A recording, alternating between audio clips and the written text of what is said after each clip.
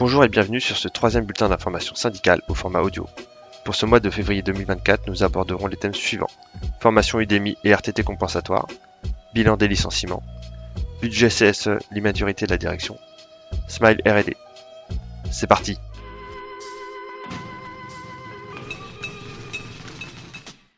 L'accord sur la mise en place du forfait jour à Smile intègre un volet formation vous permettant d'effectuer 2 jours de formation au cours de l'année. Si ces 2 jours n'ont pas pu être effectués, on reçoit alors un RTT compensatoire. Smile s'est doté d'un outil de formation avec la plateforme Udemy. C'est un endroit où l'on peut retrouver tout un tas de formations. Jusqu'ici, tout va bien. Le problème intervient lors du décompte des journées de formation des collègues. En effet, à partir du moment où Smile nous crée un compte Udemy, on est automatiquement considéré comme ayant fait 2 jours de formation. Et ce, même si nous n'avons fait aucune heure de formation effective. La conséquence est directe. Les salariés qui n'ont pas pu effectuer de formation au cours de l'année ne peuvent pas bénéficier de RTT compensatoire. C'est un véritable problème que le décompte de formation ne corresponde pas à la réalité du travail effectué.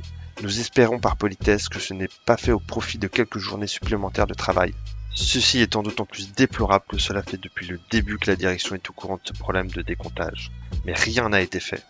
La CGT Smile attend les régulations de versement de RTT rapidement. Dans le cas contraire, cela représenterait un non-respect de l'accord d'entreprise.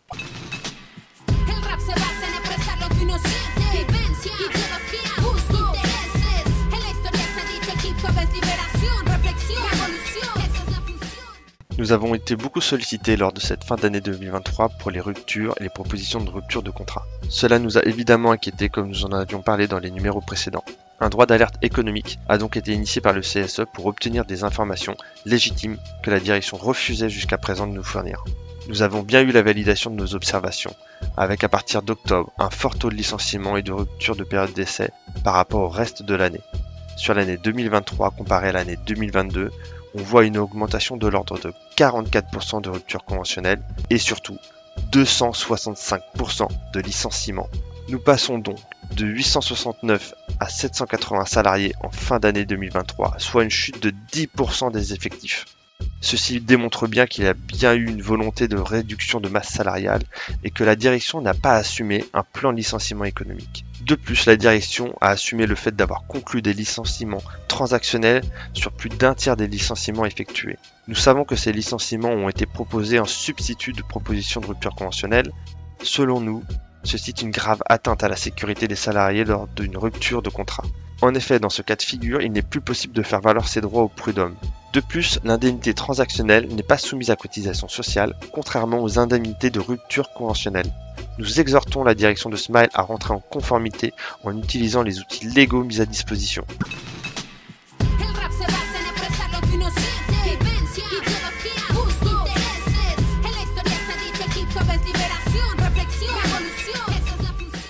Le CSE, comme chaque année, présente son budget prévisionnel et comme chaque année, demande une augmentation de son budget animation. Vous le devinez, comme chaque année, la direction refuse toute augmentation. Sauf que pour cette année, elle a utilisé un argument relativement immature. Tout d'abord, revenons un peu sur le budget CSE. Il faut savoir que le budget se calcule en fonction de la masse salariale. Cette année, le budget qui devait être alloué est de l'ordre de 82 € par personne pour tenir une année entière, ce qui n'est pas énorme. À Smile, la base de calcul est sur le minimum légal, soit 0,16% de la masse salariale. La moyenne nationale en France de ce pourcentage est de 0,84%. Vous voyez que nous en sommes bien loin.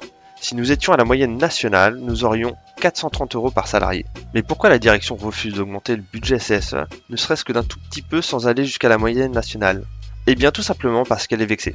Enfin, c'est l'argument qu'elle essaye de mettre en avant pour faire du chantage aux élus. En effet, le directeur général n'apprécie pas que les élus s'expriment librement sur les derniers changements comme les règles sur l'intercontrat. Il aurait voulu que le CSE reprenne les bonnes paroles de la direction sans esprit critique. Or cela viendrait à l'encontre de la mission d'élus. Donc plutôt que de trouver de vrais arguments, la direction décide de punir l'ensemble des salariés en n'augmentant pas le budget animation. Si la direction n'est pas satisfaite des communications du CSE, elle est la seule responsable.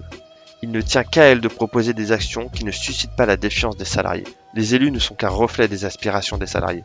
La CGT Smile attend plus de maturité et demande à ce que le budget animation soit augmenté afin de pouvoir continuer à proposer des moments conviviaux à Smile.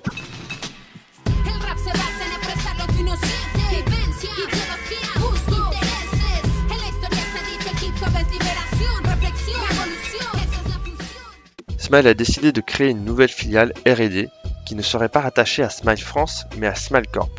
Smile Corp étant au-dessus de Smile France hiérarchiquement. L'objectif de cette nouvelle filiale est d'être agréé Crédit Impôt Recherche, afin de pouvoir faire profiter les clients d'une réduction de 30% de leurs factures sous forme de Crédit Impôt Recherche. Ce montage aura pour conséquence directe que les bénéfices liés au contrat signé par Smile R&D seront remontés directement à Smile Corp sans passer par Smile France, alors que ce sont bien les salariés de Smile France qui ont réalisé la plus-value de cette entité. Ceci n'est pas acceptable, c'est un montage qui dépossède les salariés du fruit de leur travail. La CGT demande à ce que Smile R&D soit rattaché sous Smile France.